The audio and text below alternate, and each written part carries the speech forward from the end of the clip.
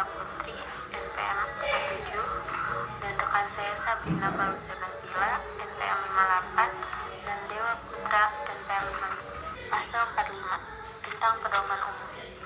Penelitian adalah suatu rangkaian proses secara sistematis berdasarkan pengetahuan yang bertujuan memperoleh fakta dan menguji teori atau menguji intervensi yang digunakan metode ilmiah dengan cara mengumpulkan, mencatat, dan menganalisis.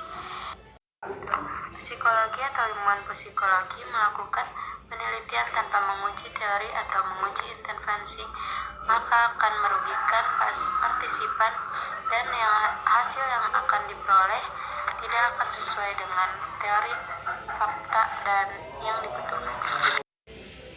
Cara pengaplikasiannya yaitu psikologi atau ilmuwan psikologi harus menguji teori tersebut sebelum melakukan penelitian agar hasil yang diperoleh sesuai dengan fakta dan kebutuhannya. Pasal 46 tentang kewenangan dan tanggung jawab. Ayat 1. Batas kewenangan psikologi atau ilmuwan psikologi batasan kemampuan dalam penelitian tersebut. Psikologi atau ilmuwan psikologi dapat berkonsultasi dengan pihak-pihak yang lebih ahli di bidang penelitian yang sedang dilakukan sebagai bagian dari proses implementasi penelitian. Konsultasi yang dimaksud dapat berkaitan dengan kompetensi dan kewenangan, misalnya badan-badan resmi pemerintahan dan swasta, organisasi profesi lain, komite khusus, kelompok sejawat, kelompok seminar, atau melalui mekanisme lain. Ayat 2.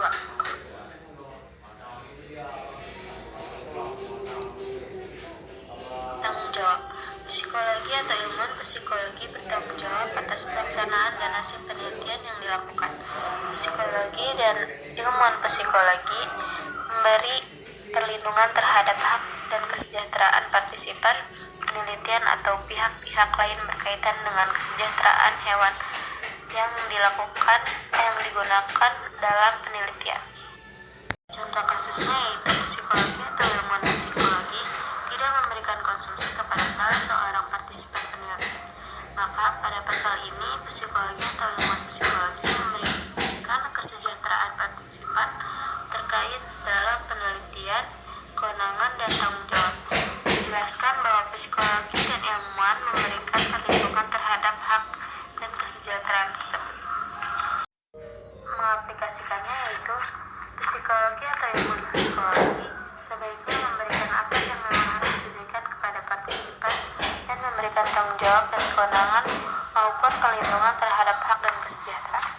Selanjutnya pasal 47 tentang aturan dan izin penelitian. Ayat 1. Psikologi atau ilmuwan psikologi harus memenuhi aturan profesional dan ketentuan yang berlaku, baik dalam perancangan pelaksanaan dan penulisan publikasi penelitian.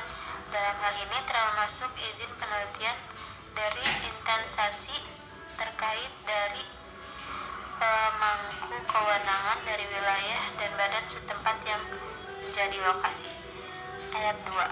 Jika persetujuan lembaga, komite riset atau instansi lain terkait dibutuhkan, psikologi atau ilmuwan psikologi harus memberikan informasi akurat mengenai rancangan penelitian sesuai dengan protokol penelitian yang memulai penelitian setelah memperoleh persetujuan.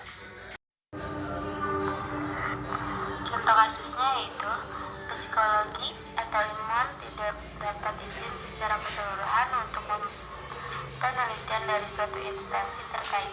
Seorang psikologi juga melakukan penelitian mendapatkan dari suatu instansi namun membutuhkan informasi akurat mengenai rancangan penelitian.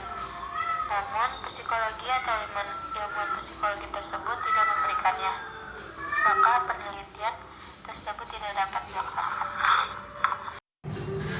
Contoh pengaplikasiannya yaitu psikologi atau ilmuwan psikologi harus mendapatkan izin dari instansi dan perlu mempunyai informasi akurat mengenai penelitian tersebut agar suatu penelitian dapat dilaksanakan.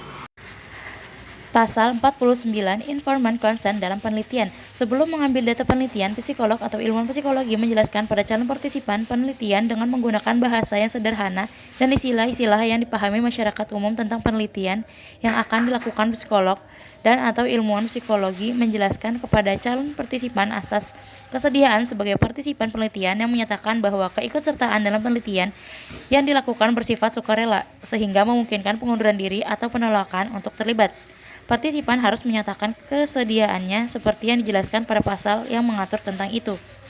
Informed consent penelitian. Dalam rangka mendapat persetujuan dari calon partisipan, psikolog atau ilmu psikologi menjelaskan proses penelitian secara lebih terinci. Informasi yang penting untuk disampaikan adalah A. Tujuan penelitian, jangka waktu, dan prosedur. Antisipasi dari keikutsertaan yang bila diketahui mungkin dapat mempengaruhi kesediaan untuk berpartisipasi seperti resiko yang mungkin timbul, ketidaknyamanan atau efek sebaliknya, keuntungan yang mungkin diperoleh dari penelitian, hak untuk menarik diri dari keikutsertaan dan pengunduran diri dari penelitian setelah penelitian dimulai, konsekuensi yang mungkin timbul dari penarikan dan pengunduran diri, keterbatasan kerahasiaan, insentif untuk partisipan, dan siapa yang dapat dihubungi untuk memperoleh informasi lebih lanjut. B. Jika partisipan penelitian tidak dapat membuat persetujuan karena keterbatasan atau kondisi khusus, psikologi atau ilmuwan psikologi melakukan upaya memberikan penjelasan dan mendapatkan persetujuan dari pihak berwenang yang mewakili partisipan atau melakukan upaya lain seperti diatur oleh aturan yang berlaku. C. Psikolog atau ilmuwan psikologi yang mengadakan penelitian, intervensi, atau eksperimen di awal penelitian menjelaskan pada partisipan tentang perlakuan yang dilakukan, pelayanan yang tersedia bagi partisipan, alternatif penanganan yang tersedia apabila individu menarik diri selama proses penelitian, dan kompensasi atau biaya keuangan untuk berpartisipasi termasuk pengambilan uang dan hal-hal lain terkait bila memang ada ketika penawaran ketersediaan partisipan dalam penelitian.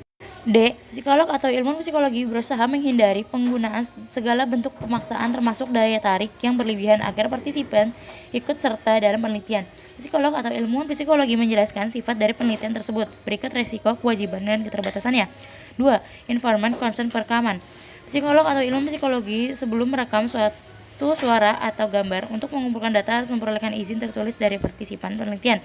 Persetujuan tidak diperlukan apabila perekaman murni untuk kepentingan observasi ilmiah di tempat umum dan antisipasi tidak akan berimplikasi teridentifikasi atau terancam kesejahteraan atau keselamatan partisipan penelitian atau pihak-pihak terkait.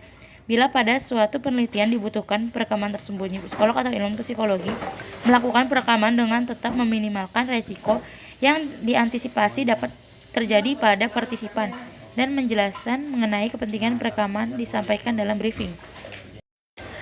3. Pengabaian informed consent. Psikolog atau ilmuwan psikologi tidak harus meminta persetujuan partisipan penelitian hanya jika penelitian melibatkan individu secara anonim atau dengan kata lain tidak melibatkan individu secara pribadi dan diasumsikan tidak ada risiko gangguan pada kesejahteraan atau keselamatan serta bahaya-bahaya lain yang mungkin timbul pada partisipan penelitian atau pihak-pihak terkait. Penelitian yang tidak harus memerlukan persetujuan partisipan antara lain adalah penyebaran kuesioner anonim, observasi alamiah, penelitian arsip, yang kesemuanya tidak akan menempatkan partisipan dalam risiko pemberian tanggung jawab. Hukum-hukum di atas tidak kriminal atau perdata, berisiko keuangan, kepegawaian atau reputasi nama baik dan kerahasiaan. Contoh kasus, DA seorang laki-laki sehat dan normal ketika ingin melakukan prosedur sirkumsisi atau sunat di usia 8 bulan terjadi kesalahan prosedur yang mengakibatkan sebagian alat kelaminnya hancur. Lalu bertemu dengan psikolog yang ahli dalam bidang perkembangan seksual yaitu M. M memberikan keputusan ke ibunya DA untuk mengganti kelaminnya menjadi perempuan. Tetapi M hanya memberi penjelasan singkat pada waktu itu. Dan yang tidak diketahui oleh ibunya DA adalah M menjadikan DA sebagai subjek penelitian yang ingin membuktikan bahwa pola asuh yang menentukan identitas gender seseorang bukan faktor alami. Pasal 50. Pengelabuan atau manipulasi dalam penelitian. Yang pertama, psikolog atau ilmuwan psikologi tidak diperkenankan menipu atau menutupi informasi yang mungkin dapat mempengaruhi calon niat partisipan untuk ikut serta, seperti memungkinkan mengalami cedera fisik, rasa tidak menyenangkan, atau pengalaman emosional yang negatif. Penjelasan harus diberikan sedini mungkin agar calon partisipan dapat mengambil keputusan yang terlibat dan terbaik untuk terlibat atau tidak dalam penelitian. 2. Psikolog atau ilmuwan psikologi boleh melakukan penelitian dengan pengelabuan. Teknik pengelabuan hanya dibenarkan bila ada alasan ilmiah untuk tujuan pendidikan atau bila topik sangat penting untuk diteliti demi pengembangan ilmu, sementara cara lain yang efektif tidak tersedia. Bila pengelabuan terpaksa dilakukan, psikolog atau ilmuwan psikologi menjelaskan bentuk-bentuk pengelabuan yang merupakan bagian dari keseluruhan rancangan penelitian pada partisipan sesegera mungkin sehingga memungkinkan partisipan menarik data mereka. Bila partisipan menarik diri atau tidak bersedia terlibat lebih lanjut. Pasal 51. Penjelasan singkat atau debriefing. Yang pertama, psikolog atau ilmuwan psikologi memberikan penjelasan singkat sesegera setelah selesai mengambil data penelitian dalam bahasa yang sederhana dan istilah-istilah yang dapat dipahami masyarakat pada umumnya, agar partisipan memperoleh informasi yang tepat tentang sifat, hasil, dan kesimpulan penelitian, agar psikolog atau ilmuwan psikologi dapat mengambil langkah tepat untuk meluruskan persepsi atau konsepsi keliru yang mungkin dimiliki partisipan. 2. Psikolog atau ilmuwan psikologi mengambil langkah-langkah yang tepat untuk mengurangi resiko atau bahaya jika nilai-nilai ilmiah dan kemanusiaan menuntut penundaan atau penahanan informasi tersebut. 3. Debriefing dalam penelitian dapat ditiadakan jika pada saat awal penelitian telah dilakukan penjelasan tentang sifat, hasil, dan kesimpulan penelitian, agar psikolog atau ilmuwan psikologi dapat mengambil langkah tepat untuk meluruskan persepsi atau konsepsi keliru yang mungkin dimiliki partisipan. 4. Jika psikolog atau ilmuwan psikologi menemukan bahwa prosedur penelitian telah mencelakai partisipan, psikolog atau ilmuwan psikologi mengambil langkah tepat untuk meminimalkan bahaya. Contoh kasus, Susi adalah seorang psikolog. Suatu hari ia akan melakukan proses terapi terhadap salah satu kliennya, namun ia tidak memberikan pentingnya klarifikasi dalam terapi, yaitu agar pasien dan terapis dapat bekerja sama untuk memastikan lancarnya proses terapi. Ia pun tidak melakukan pembinaan terhadap klien selama proses terapi berlangsung. Meski dengan alasan keluarga klien tidak kembali, tetapi ia terlihat sama sekali tidak mencoba mendekati keluarga klien dan menjelaskan betapa pentingnya selalu mengontrol dan mengawasi keberadaan klien tersebut. Pasal 52. Penggunaan hewan untuk penelitian. Psikolog atau ilmuwan psikologi memperhatikan peraturan negara dan standar profesional apabila menggunakan hewan sebagai objek penelitian. Standar profesional yang dimaksud diantaranya bekerja sama atau berkonsultasi dengan ahli yang kompeten. Hal-hal yang harus diperhatikan adalah: yang pertama, psikolog atau ilmuwan psikologi yang melakukan penelitian dengan hewan harus terlatih dan dapat memperlakukan hewan tersebut dengan baik, mengikuti prosedur yang berlaku, bertanggung jawab untuk memastikan kenyamanan, kesehatan, dan perlakuan yang berperikemanusiaan terhadap hewan tersebut. Psikologi atau ilmuwan psikologi yang sedang melakukan penelitian dengan hewan perlu memastikan bahwa semua orang yang terlibat dalam penelitiannya telah menerima petunjuk mengenai metode penelitian, perawatan, dan penanganan hewan yang digunakan, sebatas keperluan penelitian dan sesuai perannya. Prosedur yang jelas diperlakukan sebagai panduan untuk menangani seberapa jauh hewan boleh disakiti dan terhindar dari perlakuan semena-mena. Yang kedua, psikolog atau ilmuwan psikologi dapat menggunakan prosedur yang menyebabkan rasa sakit, stres, dan penderitaan pada hewan hanya jika prosedur alternatif tidak memungkinkan dan tujuannya dibenarkan secara ilmiah atau oleh nilai-nilai pendidikan dan terapan. Apabila dalam penelitian diperlukan pembedahan, psikolog atau ilmuwan psikologi menjalankan prosedur bedah dengan pembiusan yang memadai dan mengikuti teknik-teknik untuk mencegah infeksi dan meminimalkan rasa sakit selama dan setelah pembedahan. Yang ketiga, apabila nyawa hewan perlu diakhiri, psikolog atau ilmuwan psikologi melaksanakannya dengan segera, dengan usaha untuk meminimalkan rasa sakit dan sesuai dengan prosedur yang dapat diterima. Contoh kasus, pada tahun 1965, Martin Seligman menguji ketidakberdayaan pada hewan. Caranya adalah dengan meletakkan seekor anjing dalam kotak yang dipisahkan oleh sekat. Anjing itu lalu disetrum dan setruman akan berhenti jika anjing itu melompat ke bagian kotak seberangnya. Semakin lama penelitian berjalan, anjing akan menyadari cara menghindari disetrum. Pada penelitian berikutnya, Seligman mengumpulkan sekelompok anjing lalu menyetrum mereka dalam rentan waktu yang acak. Lalu anjing-anjing ini ditempatkan dalam kotak bersekat. Lalu setruman akan dihentikan bila anjing melompati sekat tersebut. Walaupun setruman dapat dihentikan dengan melompat, tetapi anjing-anjing ini tidak mencobanya. Mereka hanya gemetar dan meringkuk ketakutan, yang menunjukkan adanya kepasrahan dan rasa tidak berdaya.